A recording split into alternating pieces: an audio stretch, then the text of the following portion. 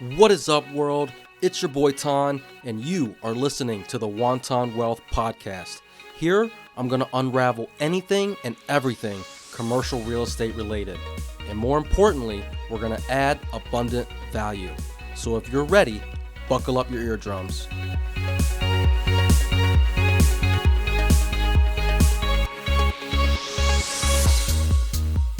Yo, welcome back, everybody. This week's episode is going to be a little bit unorthodox. I was having a conversation with my buddy Tony Johnson, who is a badass developer in, I believe, North Carolina. And I wanted to just pick his brain about the development stuff, and he starts just unloading on me. And there's a lot to uncover here. So this is part one of my conversation with Tony Johnson. Tune in again next week for part two of the conversation. Enjoy. All right. Well, I definitely think anybody as you're growing and scaling it eliminates, well, especially when you're starting to build up a team and grow that team, it eliminates a lot of uncertainty from an interview, and you just have those backup realistic traits that can't be hidden. They're either there or they're not, embedded from 12 on in life. They don't ever change. So let's dive in a little bit more on your book and kinda go through stuff, and let's see, I know that you've got pieces of your book that you sent me. What can we talk about with that would be helpful?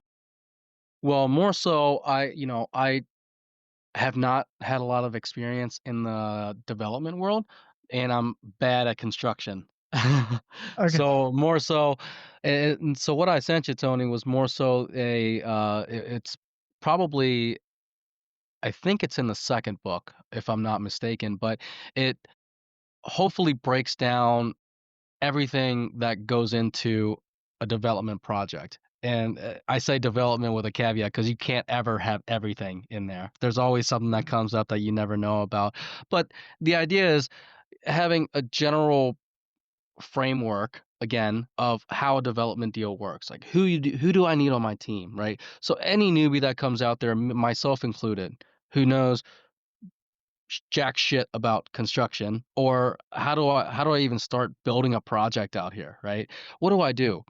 So that is the premise behind why I wanted to write this, and everything so far has been my research and talking to people, right? So the idea is, who do I need? Who do I need on my team? Where do I start? How much time should I expect to do X, Y, or Z? Are there any tips and tricks that I can utilize with the city or county to get my project approved? Or and then from there, like, what do I do when shit goes south? Should I raise additional capital for contingencies? What contingencies should I have in there? What fees should I look out for? Things like that. Does that make sense, Tony? Yep, absolutely. Yeah, those are all valid, concerns that you want with any development deal. So, it's what to look for is your first primary, understanding, and so just with anything, it's you want to follow growth. And so with commercial, that's what we're doing. We're actively pursuing uh, neighborhood retail and flex development opportunities. And so what you do there is follow the path of progress of residential. Because what you want to do is look for any properties or any areas, I'm sorry, where you have a strong demand, meaning population growth is really at a very high level. And when the population growth is at a high level, the first thing to come is residential development. So you had the national builders come in those areas, and the large apartment builders come in those areas, and they drop large apartment complexes that then are infilled with residential neighborhoods with single family homes, right? And so you'll start to have big pockets of those come in where they have influx of population, maybe some industry is coming or a big plant is coming to the area and there's a big influx of population, or it's just a growing area that's a desirable place to live. So you have a big influx of population and those first pieces come in. Then what lags behind is the local and national services for that population growth. So you'll have coming in a large anchored grocery shopping center, and some of the national tenants come in, and that's the big time investors are coming in and developing those. But what gets on the side piece would be then the neighborhood services, the barber shop, the pizza joint, the local people, and then the service trades that might need garage warehouses and stuff. Those things that presents a strong opportunity for those to then come in those areas. And if you can position those in those markets, that's where you can really make some good money. And then it's about somebody that can source and find the raw land that's ready for that development, right? So that's how I would start. So is that kind of are we on the right track? Absolutely. Yeah, yeah, Okay. yeah. So the land that you have to that you look at, right, within these communities that are slowly developing. Again, from what you mentioned, you look for the big developers that are bringing in that population first, the residential population. So now you look for the land that's already zoned, or if it's not zoned, you go and get it rezoned, right? But what makes that piece of land the perfect piece of land or ripe for commercial development? So when those builders are coming in, when they've built and then that population is growing and more builders are still coming in. So you don't want to go in right when it started. But let's say you're looking in an area that has seen high growth for the past 10 years. Right. And they're continuing that growth. So it's already been built out, and you can still find pockets around these areas that have been developed. Right? So if that is it, because when there's a lot of growth in an area, they're typically going to the new area. So some of the things that I look for are I look at future planning. So first thing you want to do is find the community that you're looking at and get their future zoning and planning map. So that's showing where they're already rezoning pieces of land in order to meet what's required and what they want to see in that area to fill in for all the residential development. So when I call a planning department and I'm talking about a piece of land I'm looking at or I have under contract, first thing I want to hear from the planning department is, I hope you're not trying to put residential there. We are not trying to approve any more multifamily or residential. We don't want any more multifamily or residential. So if that's what they're saying to me, I know that I've hit the right piece of land because that area is in dire need of commercial property, right? And so if that's a rezone, that's an easy rezone because they want it. So that's going to get fast tracked, right? So I don't ever want to fight local government. I want to do something that local government wants me to be doing. So then I'm following, their guide on what they want, and it's just a matter of then does the numbers work, and what is the availability of water and sewer, those and power. Those are the big first steps, right? So if I've got water and sewer on site and there's capacity for me to tie into that, those are big first hurdles before I really go anywhere. So my first hurdle is, okay, what's my utility availability, right? Then it's what is the capacity for stormwater management if I'm over an acre, right? So if I'm under an acre, typically that's not a big deal. But let's say we're over an acre, up to 10 acres, and then, what is the requirement storm pond? And then do I have to have an understanding of where my overflow from that stormwater management is going to go? And do I have ability to go somewhere with that overflow, or am I blocked? Do I have to get approvals from other landowners, easements, those type of things that are going to make it more complicated? So optimal for me, first thing I want something that's already zoned what I want it to be zoned, or it's future planned to be zoned to that. That's optimal. You know, anything with rezoning, I'm adding about a year, 6 months at least to my timeline.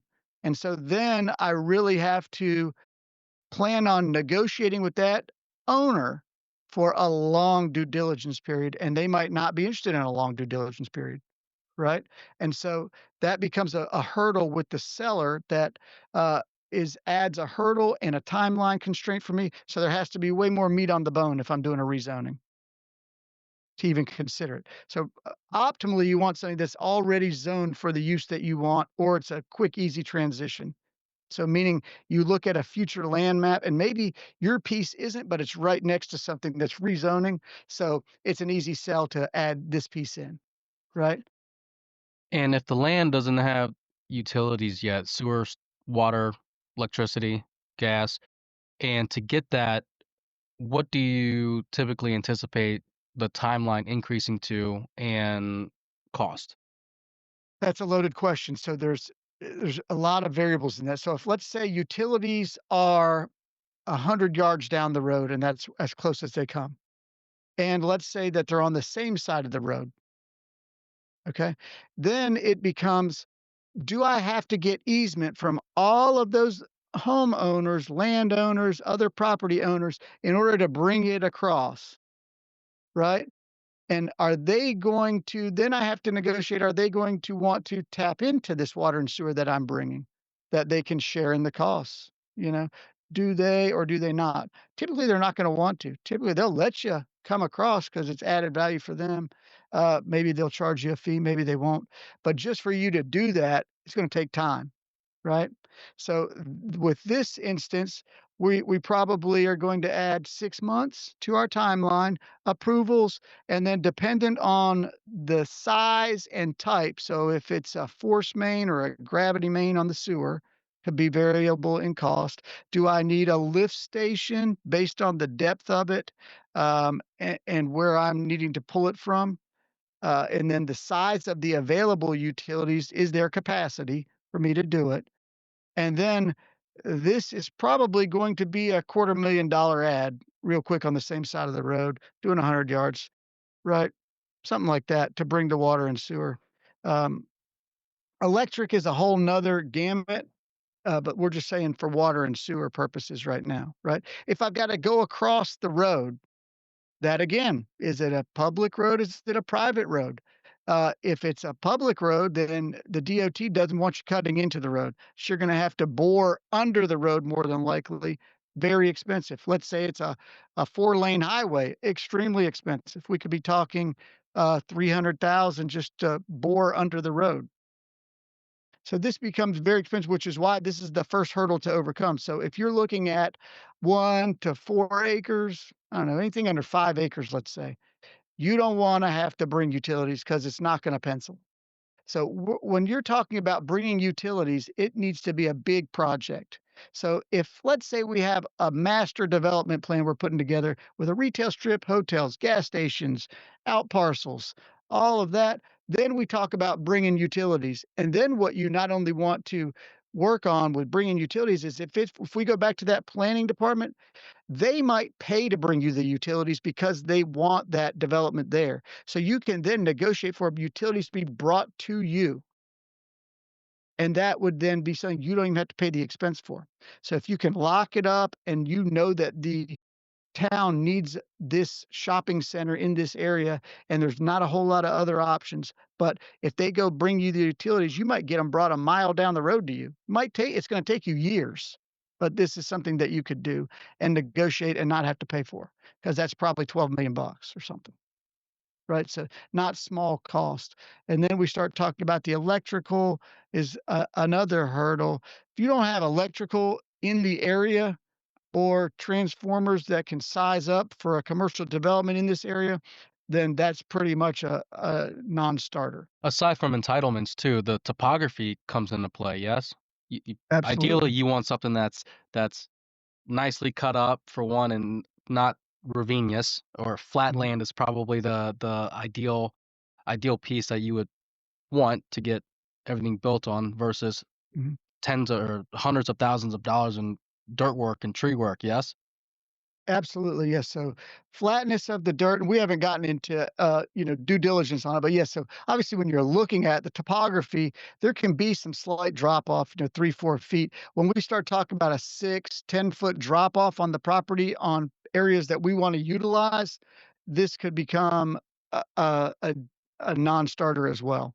So I live obviously at the coast. So I live at the beach. So I am flat here. Everything is flat. You can't find a hill forever, right? I mean, you just put a pile of dirt on the ground, and that's our hills. Other than that, it's completely flat.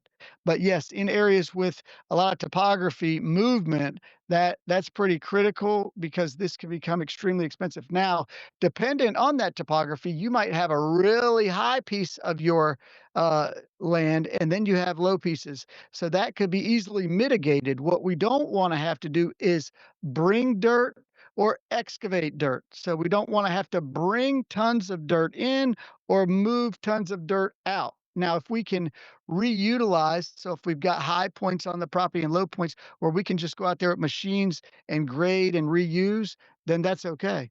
It's where we don't want to have to start bringing dirt in or moving dirt out. So that becomes our second step of, so if we find a good piece of property, it's zoned right, there's utilities available. The very next step is starting to look at the topography and then the quality of that soil, right? So that's step 2. So that's the next big challenge is we start looking at geotechnical studies. We get surveys, topography, tree surveys, boundary surveys, right? So typically what you can do is first you can just kind of overlay what you think you can build on a property when you find one you like. So you just go to Google Earth, shoot it, and then you can get any architect can just overlay a site plan. Optimally, if you have a civil engineer that you've reached out to, somebody that understands the parking to occupancy ratio that's required for the area for development. So if we're doing office, warehouse, or retail, or restaurants, or general office, they all in every area are going to have different parking to unit ratio. So every 1,000 feet, you're going to require a certain amount of parking spots, and those are minimums. And so, what can be a big death trap of any development is overbuilding and then underperforming in providing the amount of spaces. So if you just go to the minimum required spaces, a lot of times you're not going to have enough spaces, which is a deterrent for commercial tenants. So, anyway, for the geotechnical studies, when we're talking about that, what you want to do is see that this property has bearing capacity throughout the property. And so they basically do cores where they core down into the earth and tell you what that soil is made of down and how far down do they have to go based on the makeup of that soil in order to get capacity to support a commercial building. So they can just go shoot points if it's a bigger piece of land or smaller piece, or you can draw just on the parcel where you kind of think a building is going to go, and then they're going to go shoot those points, and that gives you a good understanding of if you're going to have a ton of money with soil or not have the capacity to put a building on it. So those are kind of still we're on step 2. Gotcha. So what's the steps after that? Okay, well, let's stay with step 2 for 1 second. So, once we understand that, again, this is all dependent upon the size of the development. So, if we run into a soil issue on, let's say, 5, 10 acres, that could be a deal killer. If you might run into partial soil issues where they've done some cores and a portion of the land doesn't work, but the rest is okay. That might not be a deal killer because you might be able to put a pond there. It might be wetlands designated. And so this is again with step 2, we're looking at these items. So wetlands comes into play. So we have the wetlands too, we need to look at. So there might be portions of the property that are designated wetlands, and that can be a deal killer or offer potential upside. So Going with that, right? So we've got the geotechnical studies. Let's say for ideal purposes, this comes back okay. Then we get a wetlands map. You can pull this off of a normal GIS. It'll give you a wetlands map. Those change for areas at different times. So you might have a designated wetlands that you can get looked at by an environmental person in your area. So they'll come out there and they'll say, okay, here's the wetlands. Based on this, we can maybe mitigate some of this, which means we can buy to utilize some of this, mean we can pay. Maybe it's non-jurisdictional that it was there at some point, but they update these maps, every 7, 10 years. And so maybe it was wetlands. Now it's non-jurisdictional. So you can actually put in an application with the Corps, and then it takes you time. Let's say this takes 4 to 6 months. The Corps can come out, and if you can get that environmental person to say they're non-jurisdictional, and then you get the Corps out, the Corps will write it off, and then you might be able to just fill in those wetlands, and all of a sudden, then this piece of property that looked like you couldn't build on it, you can utilize twice as much as you thought originally. So this can be a game changer for the piece of property. So if you're buying a 10-acre piece and it's designated right now as only 6 of those 10 acres are usable, then the seller can only really charge you a rate on the 6 acres, right? But then you take it through and are able to utilize those wetlands. All of a sudden, you've got 9 acres, you've lowered your cost basis per acre. So all of a sudden, then this deal can make sense. It's going to add 6 months to your timeline, but man, all of a sudden, this deal makes a little more sense, right?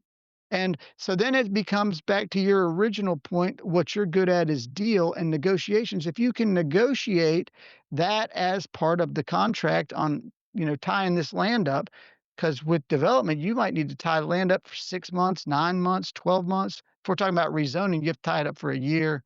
And so we're at that first point. So, those are some of those first hurdles to go through. The next steps would be um, getting the layout, utilizing the property, and then demand for that product, and making sure you're understanding what you're bringing, that there's demand for that, and then kind of continuing down that path to see if this works. And that's a wrap. If you've made it this far, that means you've listened to the entire episode, so thank you. I hope you enjoyed it, and if you did, please leave a review on Spotify, Apple Podcasts, or wherever you're listening from. And if you've learned something or found it useful, share it with one of your homies. And if you want to get in touch with me, I'm pretty active on IG. My handle is pro_TANH. Reach out, let me know what you liked, what you didn't like, or what you want to hear about in the future. I'm here to tailor this to you. Until next time.